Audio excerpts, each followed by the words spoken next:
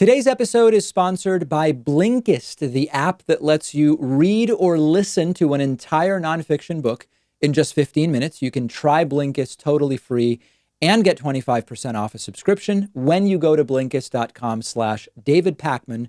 I've put the link right below this video. In the wake of Donald Trump's completely depraved and deplorable maskless stunt at the White House Monday evening after leaving the hospital with coronavirus, Jack Holmes wrote a very good piece in Esquire about really what is the urgent decline of America and the pressing imperative to remove Donald Trump. And he really hits many important points that I want to talk about. Jack writes in his piece, quote, "We have been heading down this road to ruin for some time now, but the end stages are somehow uglier and more empty than seemed possible." And he adds that, quote, "If you were looking for a portrait of an American empire in decline, it arrived Monday evening when Donald J. Trump, in the thick of a bout with COVID-19, checked himself out of the hospital at Walter Reed National Military Medical Center and was flown back to the White House on Marine One," going on to say that, quote, "He climbed the curved staircase, reached the balcony, and removed his mask in what appeared to be a gesture of defiance. Of what? The media? The deep state scientists? Reality itself? It was not immediately clear, but that trademark pout was unmistakable. This was authoritarian chic. The president was looking at something very strongly, that's for sure, though it will not be an ounce of humility or growth as a human being after he was struck by the very disease he so long downplayed and ignored at the cost of so many American lives." And this article, which I would encourage you to read, outlines the mockery that Donald Trump has made of personal responsibility and how actions have consequences, the excesses of empire, the delusions of grandeur. But I'd go even further. Donald Trump has completely undermined the executive branch of the United States. He's undermined the Justice Department. He's undermined science and education and the people of America and common sense. He's undermined and really eliminated the status of the United States as a worthy participant in the experiment of humans on planet Earth. That is the degree to which this man has debased Homo sapiens on this planet. We are now a joke, and we are pitied by the world now. It's not, for a while they were merely laughing. When I now hear from our friends in other countries, they are scared for us and for themselves, and they pity us. And we are the danger. Corrupt leaders the world over are enjoying the catastrophe that is the world under Trump, while our historical allies in Western democracies are horrified, and they're desperate for a change, for a return to normalcy. And part of the problem, part of this rapid decline, has to be accounted for in the more than 60 million who voted for Trump in 2016 and the likely more than 60 million that will vote for him again this November. So we often talk about Trump. The people under Trump, the people who work for Trump, the Kayleigh McEnany's and the Sean Spicers, they deserve to never work again because of what they've participated in. But what about the 60 million Trumpists that are part of this debasement? What happened to supposed Christian values on the Republican side? I guess it was just BS. They were blowing smoke. Can't Republicans see a man who is lying to them all the time for his own purposes as not in line with what they claim to be about? Do they see it and not care? Is there that much cognitive dissonance taking place? Consider how absurd the hospital stunt was. Notice that Trump came home from the hospital with the orange face after having the white face for a few days while at the hospital because he wasn't getting the makeup. Contagious with COVID. Trump had his makeup done by someone at the hospital. The micro is pathetic and the macro is simply dystopian. How much more of this can we take? Unfortunately, the right seems more than willing to take much more of it. I spotted this comment on a right-wing enclave on the internet reacting to the Trump photo op propaganda video when he came back from the hospital. They said, quote, People on the left are going to lose their minds. This is going to be so fun to watch. That is emblematic of what we are fighting right now. It's not about conservative values. If you actually look, you don't have to agree with them.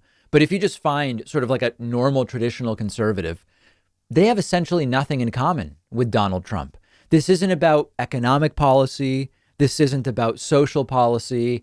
It's about angering the left. As they said, the left is going to lose their minds over Trump flying back from Walter Reed in a helicopter. They want to own the libs, trigger the left, as they like to say.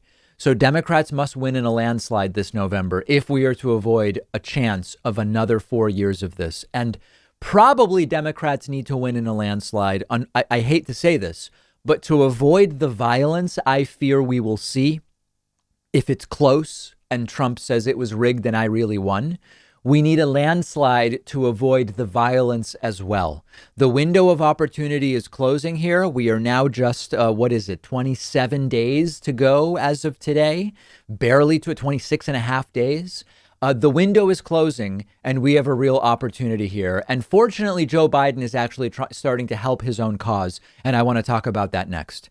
Yesterday, as Donald Trump was sending tweet after deranged tweet from the White House, possibly hopped up on the mania caused by this steroid dexamethasone that he's on to treat coronavirus, Joe Biden went to Gettysburg, Pennsylvania, and delivered one of the best political speeches I've seen in years at minimum. Now, for years, most of the speeches have been by Trump, so this bar was not necessarily high. It's really hard to care about political speeches when you follow this stuff so closely the way that I do, because rarely is any one speech particularly good or notable. But Joe Biden's speech yesterday in Gettysburg was fantastic. And most importantly, it was the right speech at the right time. So let's look at some clips. Here is Joe Biden talking about the division in the country. Take a look. There's no more fitting place than here today in Gettysburg to talk about the cost of division, about how much it has cost America in the past, about how much it is costing us now, and about why I believe in this moment we must come together as a nation. I have to say, this was a well-written speech, but it also fits as such a perfect contrast to Trump's antics. Trump's antics are making it so easy to write these and to simply be the adult in the room in comparison to the mess that's going on.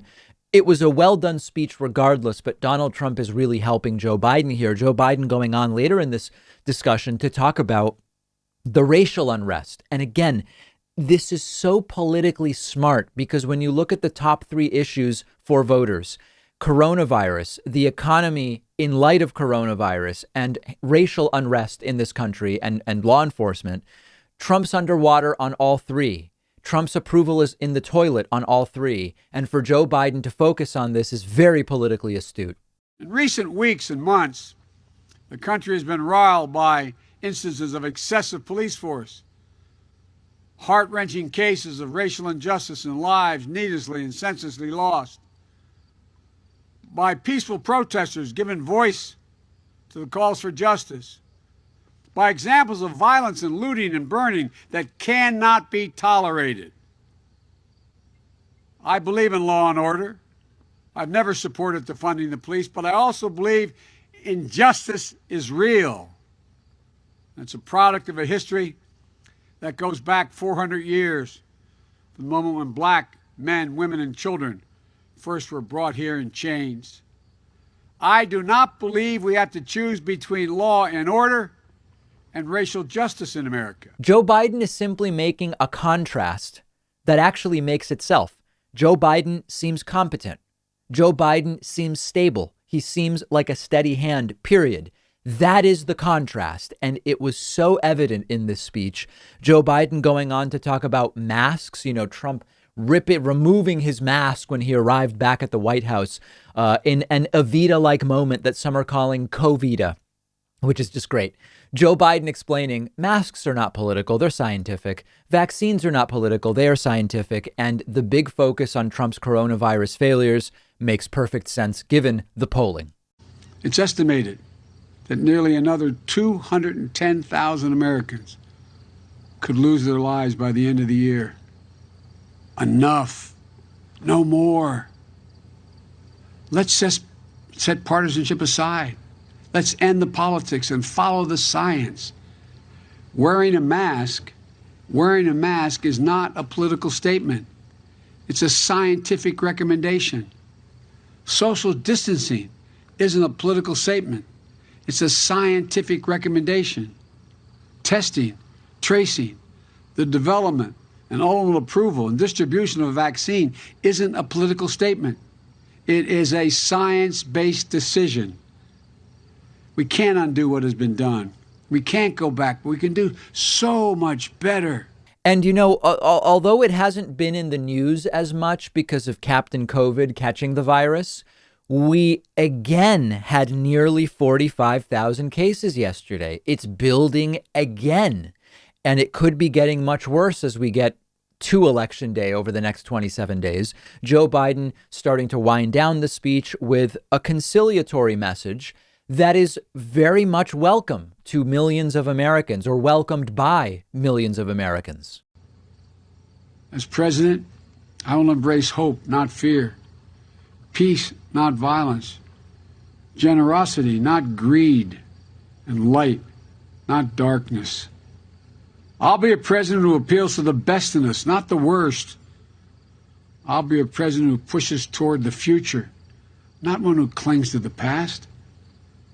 I'm ready to fight for you and for our nation every day, without exception, without reservation, and with a full and devoted heart. We cannot and will not allow extremists and white supremacists to overturn the America of Lincoln and Harriet Tubman and Frederick Douglass. And then Biden clarifying, and again, this is not, it was a very well-written speech. The concept of a conciliatory message is not that notable, but because the contrast is Trump, Joe Biden clarifying he will be the president for everyone is, again, a really great way to draw a contrast. Things used to work, Joe, but they can't work that way anymore. Well, I'm here to tell you they can, and they must, if we're going to get anything done. I'm running as a proud Democrat, but I will govern as an American president. I'll work with Democrats and Republicans. I'll work as hard for those who don't support me as those who do. That's the job of a president, the duty to care for everyone. The refusal of Democrats and Republicans to cooperate with one another is not due to some mysterious force beyond our control. It's a decision. It's a choice we make. And if we can decide not to cooperate, we can decide to cooperate as well. Just pitch perfect. Pitch perfect. This is the message America wants and needs to hear right now. We have to go in a different direction. What we've been doing isn't working. It's a complete speech. It had, it's like middle school English, right? It had a beginning, a middle, and an end. It had a logical conclusion that followed from the premises. It was a clear contrast with a sort of historic element to it.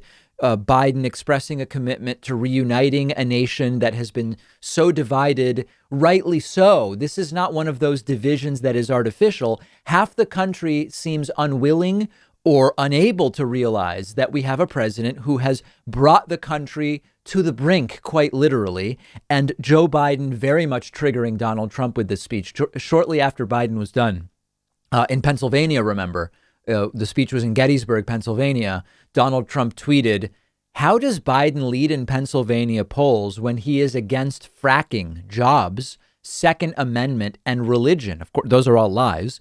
"Fake polls," Trump says, "I will win Pennsylvania." Hopefully not. We're going to talk about Arizona later, but in the latest polls out of Pennsylvania, Biden leading by an average of 6.3 and by as much as 11 in the latest Monmouth poll. Biden can win Pennsylvania. Early voting is happening now in Pennsylvania. It started weeks ago and runs through October 27th. We have the opportunity. Let's make it happen. If you were voting already in Pennsylvania or wherever, Let me know how it's going. I'm on Twitter at @dpakman. The David Pakman Show at davidpakman.com.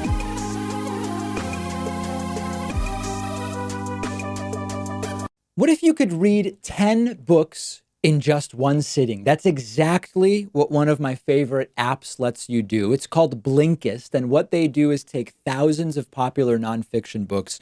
They condense them down into text or audio that you can consume in 15 minutes. Blinkist makes sure that you're getting all of the important core insights from each book. So it's perfect for exploring a book you otherwise wouldn't have time for. If there's a full book you're thinking about buying, you can use Blinkist to get a sample first. Just think how much you can enrich yourself by being able to soak up an entire nonfiction book in just 15 minutes. I recently read A Brief History of Time, of course, by the great Stephen Hawking. This is a book that I have been aware of for so long, and other things got in the way, and it was fantastic to check it out on Blinkist. Blinkist has books on politics, philosophy, science. They have 27 different nonfiction categories, and a subscription is only about $8 a month, and you get the entire library. But you can try it totally free and get 25% off a subscription when you go to Blinkist.com/David Pakman. I've put the link right underneath this video.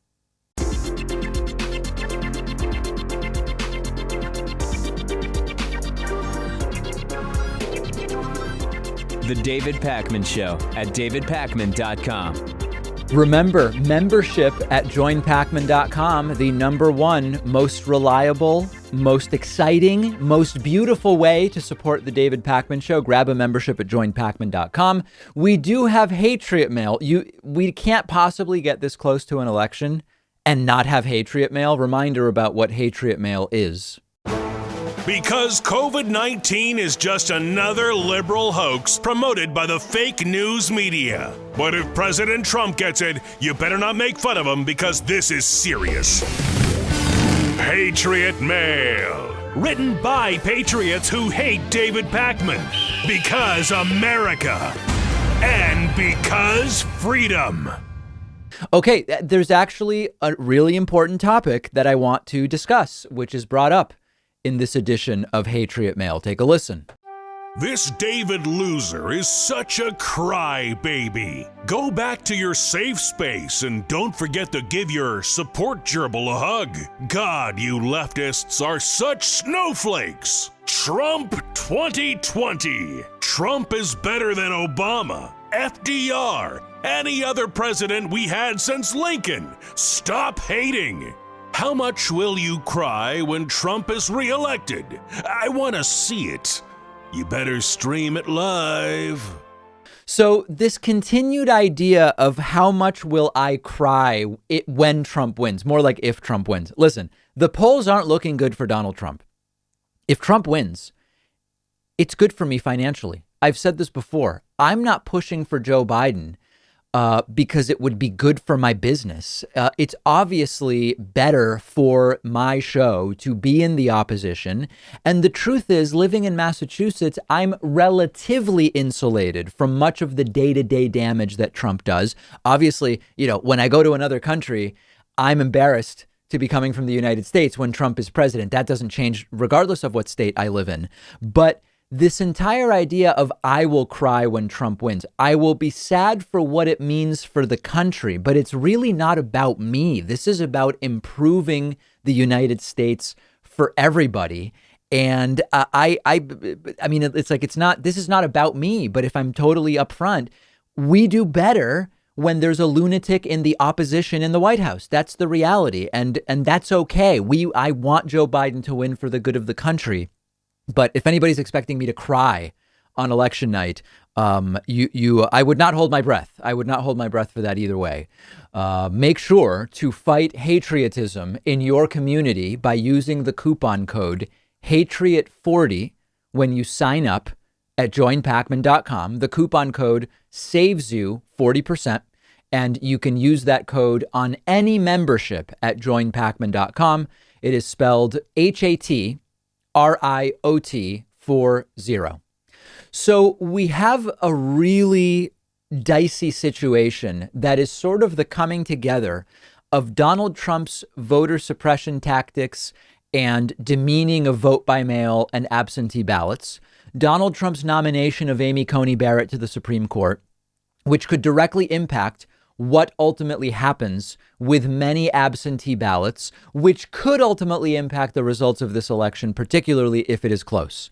We know that there are some Democratic wins for both the presidency and the Senate, which could actually hinge on absentee ballots. And we already have a snafu, we could call it. Per The Intercept, more than 100,000 absentee ballot requests have already been invalidated in multiple Iowa counties. In late August, judges ordered 2 Iowa counties to invalidate at least 64,000 ballot requests, siding with Donald Trump. The Trump campaign brought a legal challenge. The Republican Party brought this legal challenge. They've been filing these lawsuits all over the country. We told you they were ready with an army of lawyers. They are already deploying them. About 50,000 voters in one county, 14,000 voters in another county will be informed that their request for an absentee ballot won't count. And if you still want to vote by mail, you have to send a new form. So you have here 64,000 people plus 92,000 in a separate case in Johnson County, which is where University of Iowa is, expecting a more Biden-leaning electorate in that county. This is like a total of about 150,000 ballots now that we are talking about. They sent requests for an absentee ballot. Those have now been invalidated thanks to this lawsuit. And many of those people may not know it. They may be sitting there waiting for their absentee ballot to arrive, which may never arrive unless they submit a new request. Then, early last week, a 4th judge sided with the Trump campaign and the Republican Party, upholding a recent law making absentee voting harder in Iowa. Republicans pushed the law in Iowa over the summer.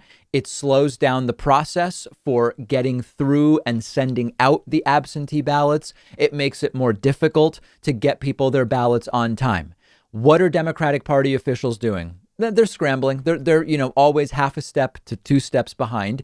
They need to now try to contact people who believe they have an absentee ballot coming to them, but actually don't. And they need to figure out, how do we communicate with these people? How do we get everybody to request a new absentee ballot? Very expensive, not impossible, but very expensive. So is there any good news here?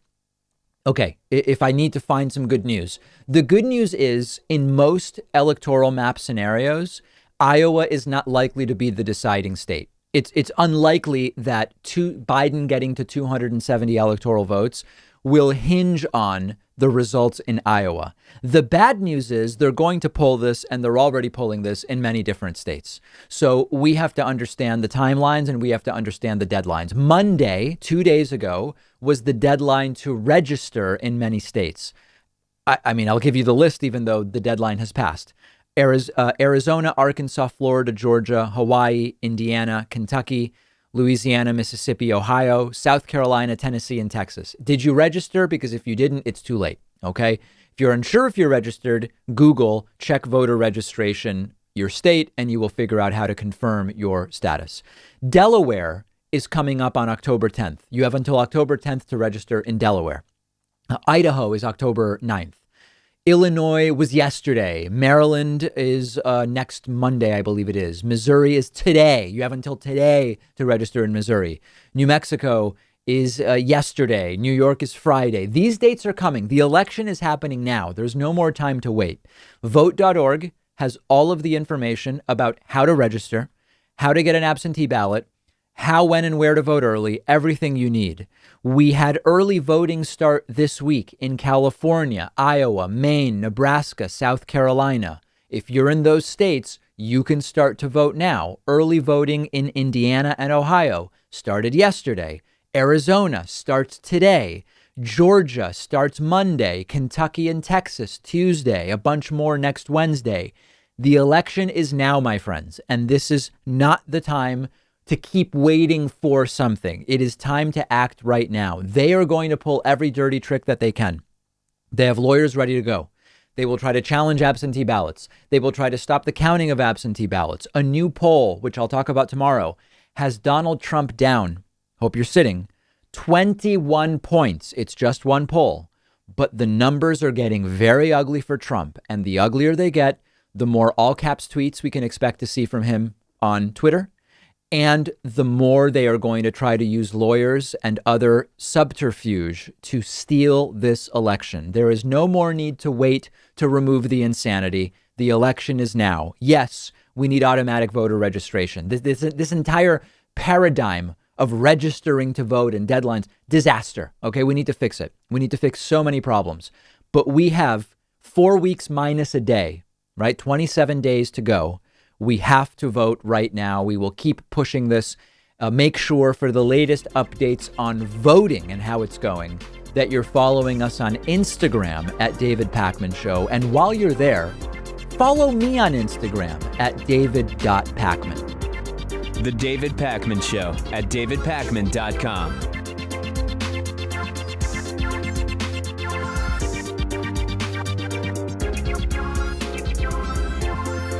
The David Pakman Show depends on your support, and the easiest way is through membership, which includes the world-famous bonus show, as well as commercial-free audio and video streams of the show just for members. Sign up today at joinpakman.com. Coupon code saves you 40%. Vote soon 18.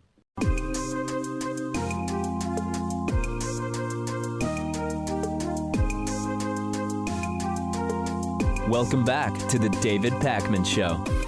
Yesterday, after Donald Trump abruptly tweeted out no second coronavirus stimulus after conversations with Mitch McConnell and other lawmakers, the Speaker of the House, Nancy Pelosi, got on a phone call with House Democrats, and they were talking about Donald Trump tweeting out, we're not doing a second stimulus, which seems like the last opportunity Trump had to do something to actually gain some votes in this upcoming election. And Nancy Pelosi suggested or wondered whether Donald Trump's use of the steroid dexamethasone for treatment of his coronavirus might be impacting Donald Trump's decision-making ability. Because even for the standards that we have come to expect for Donald Trump, his behavior is out of control. And last night hit.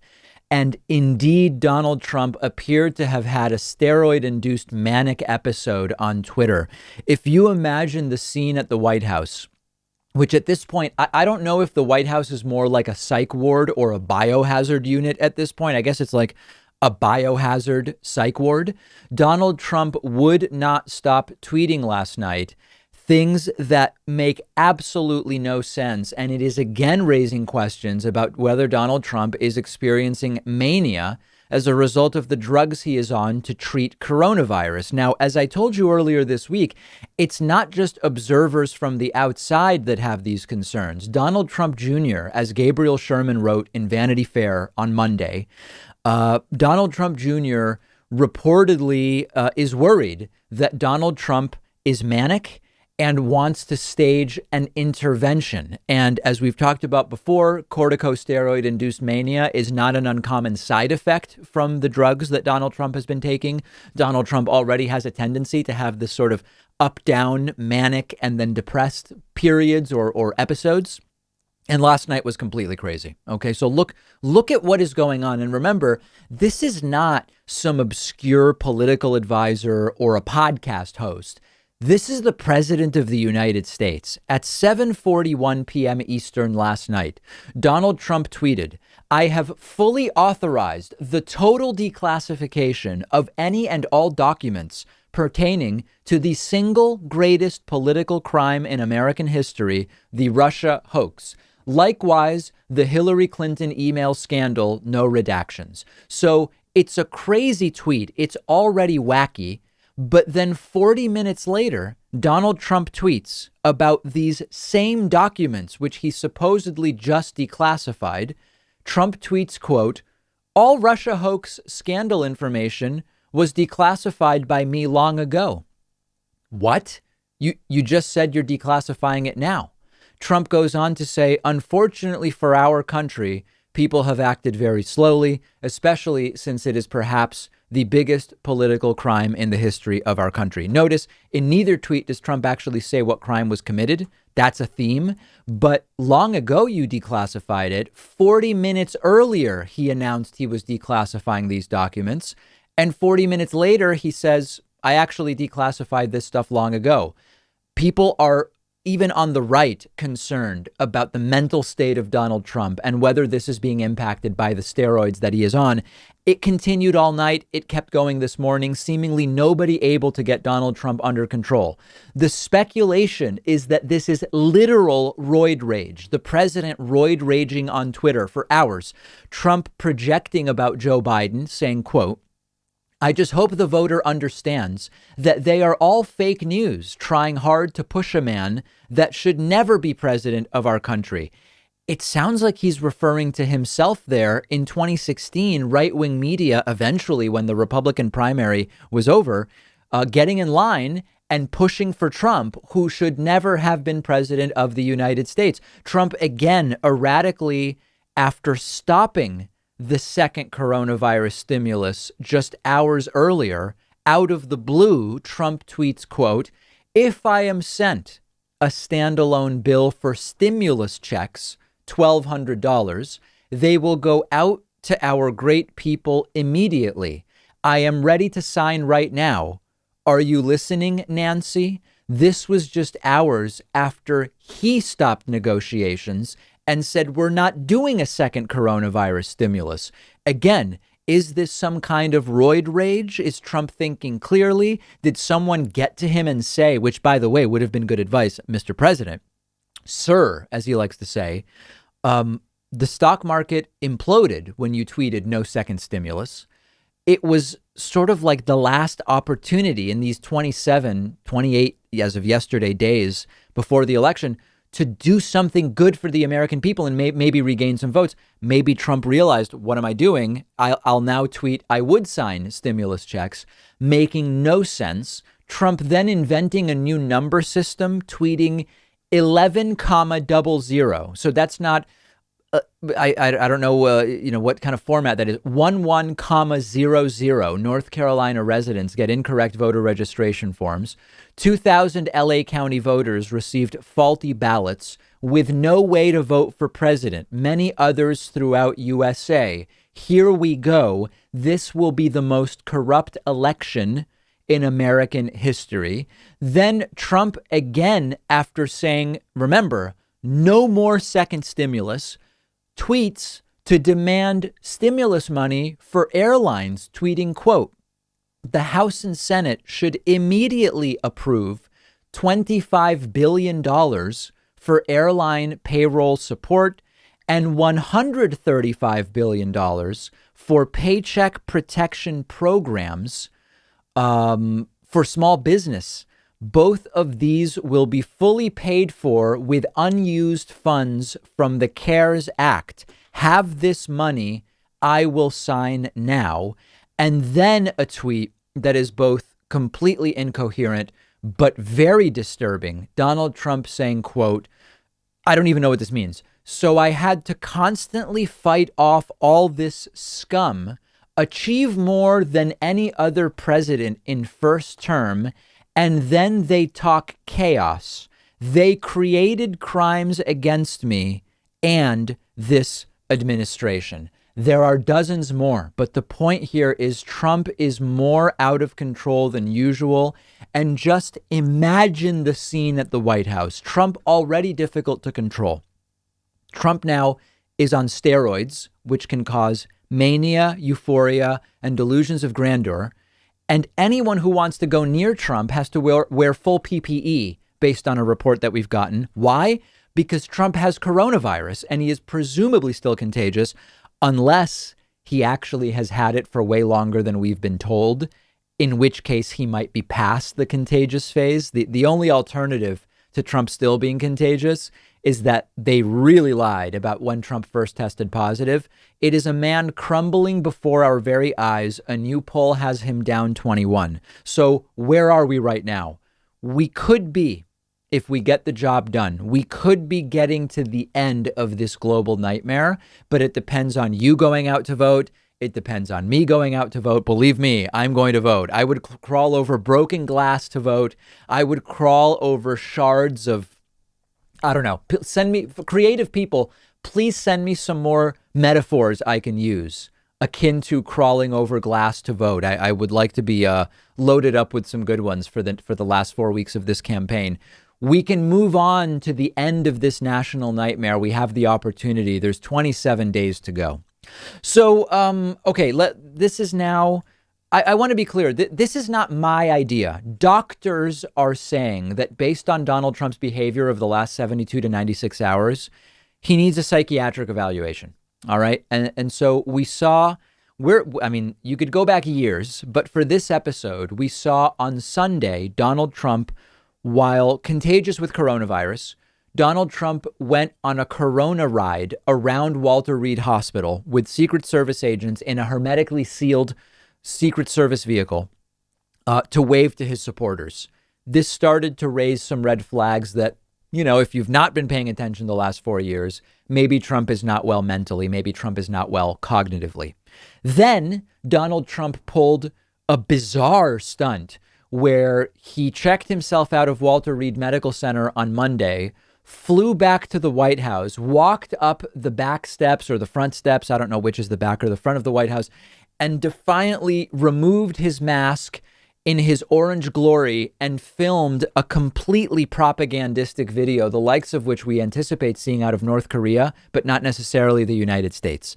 Even Donald Trump Jr. has now said, according to Gabriel Sherman in Vanity Fair Monday, that he thinks Trump is manic and that an intervention is needed. Well, Leanna Wen, who is a CNN medical analyst, a doctor, a visiting professor at George Washington University, said based on Donald Trump's behavior, a psychiatric evaluation would be in order. If Trump were her patient and left the hospital while still infected to go for a car ride, she would demand a psychiatric evaluation, tweeting, quote, "If Trump were my patient in unstable condition with contagious illness, and he suddenly left the hospital to go for a car ride that endangers himself and others, I'd call security to restrain him, then perform a psychiatric evaluation to examine his decision-making capacity." That's a doctor, my friends.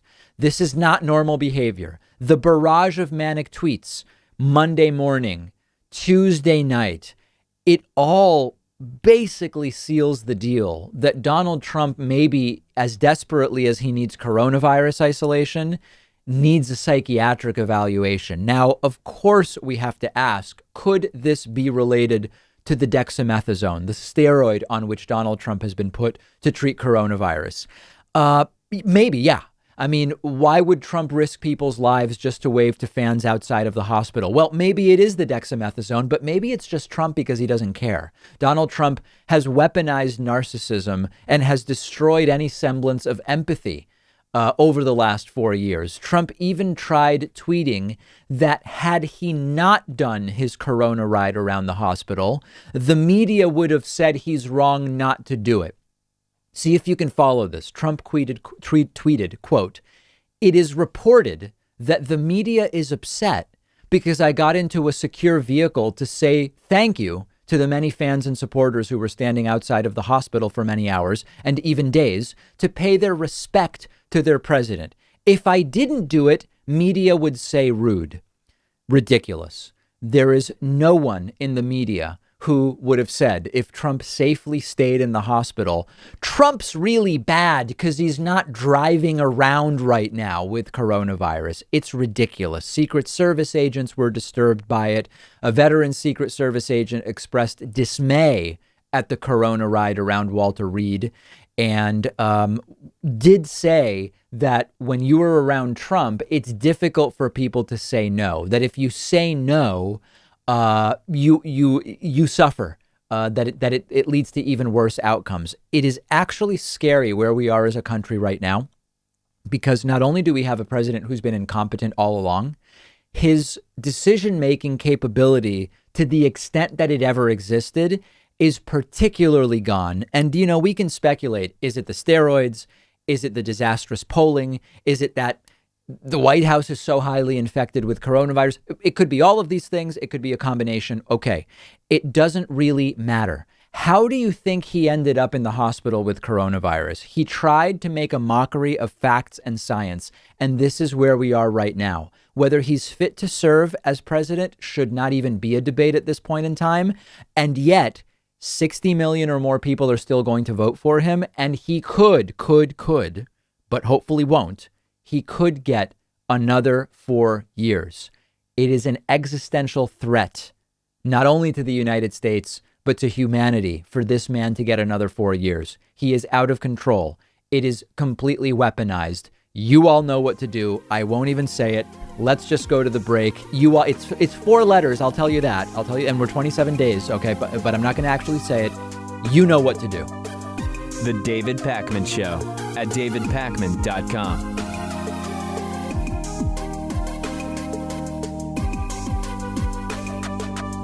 The David Pakman Show depends on the support of our viewers and listeners, and one way to keep us going is through Patreon, where you can pledge as little as $1 per month or as much as you want at patreon.com/David Pakman Show. Great perks and benefits as well. Read about them. The David Pakman Show at davidpakman.com. So this is actually incredible. This is sort of like the height of a complete disconnect from the real world, facts, rationality, empiricism, common sense, sanity. It's the opposite of everything that is good. I'm going to play a video for you of Trump campaign press communications director Erin Perrine going on Fox News towards the end of Donald Trump's hospital stay for coronavirus. And she says, hey, Trump now is the better candidate than Biden because Trump has the firsthand experience of having the virus. Joe Biden doesn't have that. In other words, you should vote for Trump because Trump has the virus and Joe Biden does not. She's making the case that you should not vote Biden because he lacks personal knowledge of what it's like to have coronavirus. And we're going to play the clip first. This actually is a much bigger issue of the lack of empathy that exists on the American right. I don't want to get ahead of myself. Let's look at the clip first. So is that something we should expect with a best case scenario? The president leaves the hospital today, gets back out on the campaign trail. Will we see changed messaging when it comes to the coronavirus? And will it move more to a forefront of the president's messagings and key issues? Well, a firsthand experience is always going to change how someone relates to something that's been happening. The president has coronavirus right now. He is battling it head on as toughly as only President Trump can. And listen, that of course that's going to change the way that he speaks of it, because it'll be a firsthand experience. But, you know, that experience of not only coronavirus, but being president of the United States, that's why you just see a different tone overall from him. But it's been law and order. He has the firsthand experience of being. Sorry, I'm running out of time. But it's been law and order, and it's been the economy. Does this become a key issue for your campaign? And he's talked about coronavirus as well.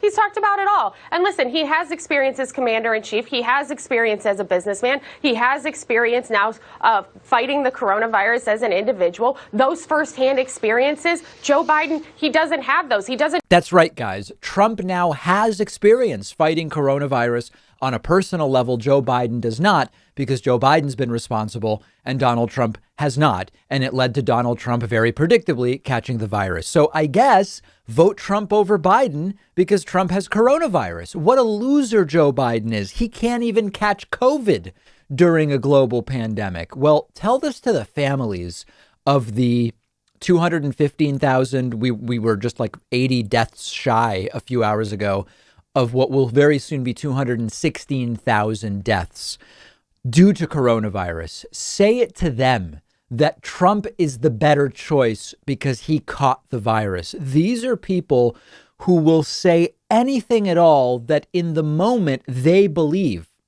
will help get Trump reelected. And now the real thing I want to talk about here is we've talked about, are there Trump voters who might abandon Trump because getting coronavirus makes him look weak, as silly as that is? Aaron Perrine is making the opposite argument here, which is vote Trump because he has coronavirus. And, what's the logical conclusion to this? Show your solidarity with Trump by going out and getting coronavirus yourself. I mean, it's the epitome of irrational thinking. And they're almost making having the virus some kind of badge of honor in a sick way. But the really important thing I want to focus in on is, we've talked before about the homophobic Republican politician who only when their kid or their niece or whatever comes out, do they say, I realize I've been hurting people. I never knew what it would be like to have someone in my family. It's this complete inability to empathize with a situation that is not actually their own. That's sort of the basis of this argument, right? If you believe that the only way to really understand the seriousness of the virus and the urgency of dealing with it responsibly is to get coronavirus, then maybe you would vote for Donald Trump. But this is exactly the problem of thinking. We hear from the right all the time these examples of how they can not empathize unless they personally are affected by something. I'm not worried about that because I understand that Joe Biden, much like many people, even without having the virus themselves, can understand the urgency of dealing with it, can understand how highly contagious it is, can understand the health implications, the economic implications, and on and on and on. And then just like to take this for a second and imagine that it's a serious comment, obviously it's lunacy to say, vote Trump because he caught the virus and Biden didn't. That's crazy. It's crazy to say that. It is the last gasp of desperation. Hopefully it won't work. But let's take it seriously for a moment and imagine for a second that we want to evaluate this as a serious thing to say.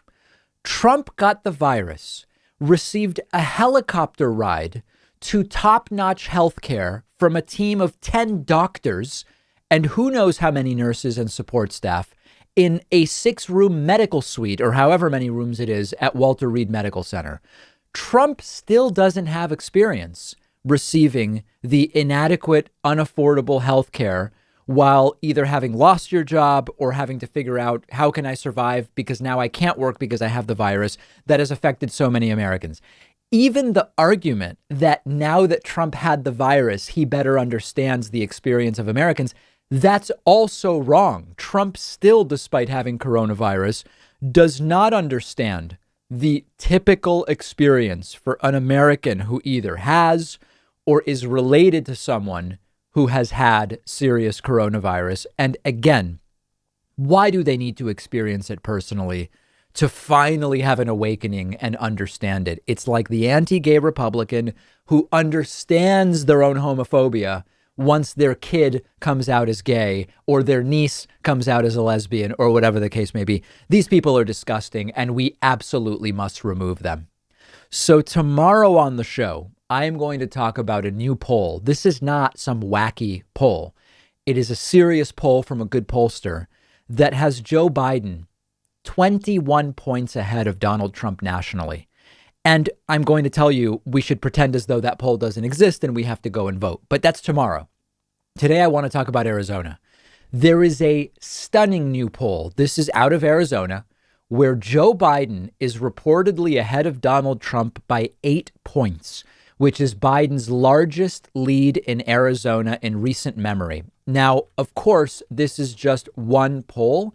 In an average of recent polls, Donald Trump is now trailing Joe Biden by 3.4 points on average in Arizona. Still nothing huge, nothing certain, but that 8-point lead in the latest poll, the only poll that we had recently, is very, very important. And in similar news from Arizona, sort of in the same poll, Democratic challenger Mark Kelly is leading incumbent Republican Senator Martha McSally by 11 points. That pulls Mark Kelly's lead to an average of 6.6. There was a debate, I believe it was last night, between Mark Kelly and Martha McSally. Cringeworthy performance by Martha McSally. She was actually asked multiple times, because she's kind of been a Trumpy, right? She was asked, "Are you proud of what Donald Trump has done?"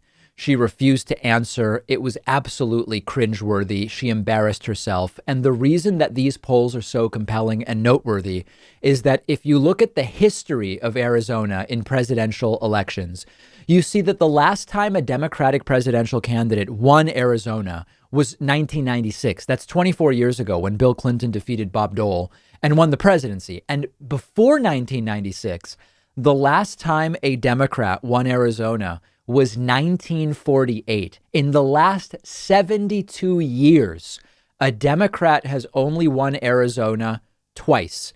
If these numbers were to hold in Arizona and Joe Biden wins by 3, 4, 5, 6, 7, it would be a signal that it is going to be a very bad night for Donald Trump. Now, on the other hand, if it goes differently, it could be a perfectly fine night for Donald Trump. Important to know for our friends in Arizona, the last day to register to vote in Arizona was Monday, so that date has passed. Other important dates, absentee ballots are being mailed out today, October 7. Early in-person voting will begin very, very soon. Dates and hours may vary based on where you live. Contact your county for details about in-person early voting locations and hours of operation. The last day to request a ballot for absentee, assuming you're already registered, will be October 23rd. Weekend voting will happen on October 24th. And very, very important for our Arizona friends, if you plan to mail your ballot, you have to mail it by October 27. Must be postmarked by October 27. This is very important. In some states, as long as you mail the ballot by Election Day, it will count. That is not the case in the very important state of Arizona. You must mail the ballot by October 27. And then, of course, November 3rd, in-person voting, Election Day, every single state. We will be there. So what do we take away from these new polls in Arizona that show Joe Biden in an increasingly strong position? They show Mark Kelly in an increasingly strong position against Martha McSally. The polling tells us only that we have an opportunity to make some real change here. The polling tells us that we must vote. The polling tells us that our vote can actually make a change happen in our country. That if you imagine a big cruise ship, very, very difficult to redirect, takes a while, right? Big, heavy, massive object. We're trying to reorient it a few degrees, just a few degrees. If you leave the port of Boston heading towards Europe, a few degrees of difference here is the difference between ending up in the UK versus ending up in Morocco. All right. That's the metaphor. That's the analogy. Please and thank you. Let's all vote. Let's all make this happen. We have a voicemail number that is 219-2-DAVID-P. I got a voicemail from our friend, Dr. Eric. Dr. Eric has two theories about Donald Trump's coronavirus, both logical. Let's take a listen. David, how you doing, man? Dr. Eric calling from New Jersey. Called a couple other times. I've treated a lot of COVID in the hospital. I wonder what you think about the idea that Trump actually tested positive a while back, and they were hedging and planning on never even disclosing it to the public, hoping they would luck out and never have to. And it was only after he started getting sick that they said, there's no way we can do this. And they conjured up, he just tested positive, and now we're bringing him to the hospital preventatively, proactively. Yeah, I think that we're going to get to the part two of Dr. Eric's voicemail. That explains a lot of things. It explains why doctors won't answer when Trump had his last negative test, because it probably wasn't the day, Tuesday, the day of the debate last week, Trump showed up too late to be tested and they went on the honor system. The idea being, we tested him when he got on Air Force One and he tested negative. In all likelihood, he wasn't tested.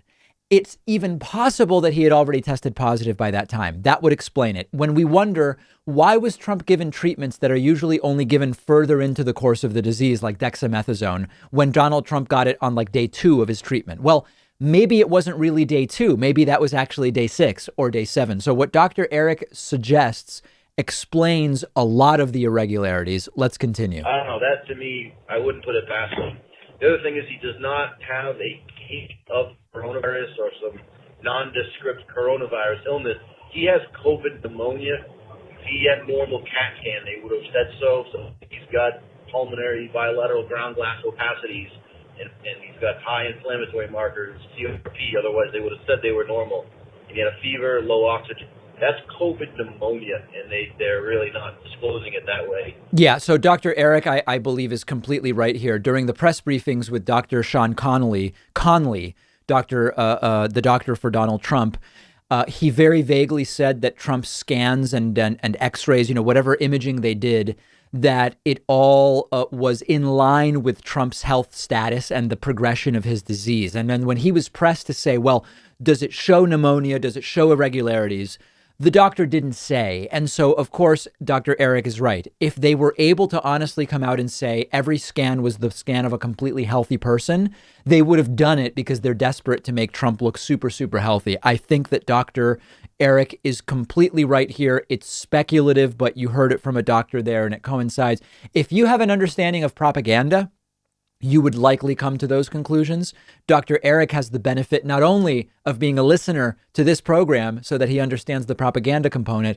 As a doctor, he also understands the medical component and the implications of the symptoms and the medications and the timeline and progression of the disease.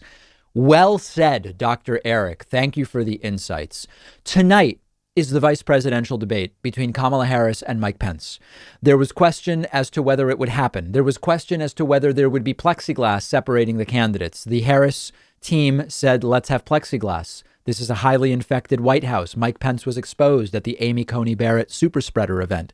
And the Pence team refused and said, we don't want plexiglass. If Kamala wants to bring her own, she can bring her own. Well, as of this morning, everybody has agreed to plexiglass. It's very, very clear that what happened over the weekend in the debate between Lindsey Graham and Jamie Harrison, where Jamie Harrison brought his own plexiglass and it just looked bad. It made it look like Lindsey Graham doesn't care and isn't taking coronavirus seriously. Clearly, the Pence people realized, why are we fighting this? We're going to do more harm if we continue fighting the plexiglass. So we will have a with plexiglass debate tonight. The debate starts at 9 p.m. Eastern, but I have a suggestion. Join me for the pre-debate show with your comments and questions and a lot of different things. I will also be debuting a new song that I think people will very much enjoy. I will be live starting at 8:30 Eastern, maybe even 8:20 Eastern, on YouTube and Twitch. Join me there for the debate tonight. Before that, we've got a great bonus show planned for you today. The United States Supreme Court is again reviving criticism of gay marriage. We will talk about the latest bombshell report about child separations at the border.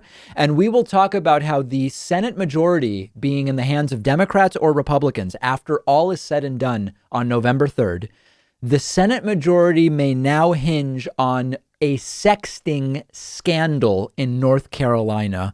Not everybody agrees it's a scandal, but some people say that it is a scandal. We will discuss all of those stories and much more on today's bonus show. Get access by becoming a member at joinpakman.com. Otherwise, I will see you tonight for the VP debate live stream. Don't miss it.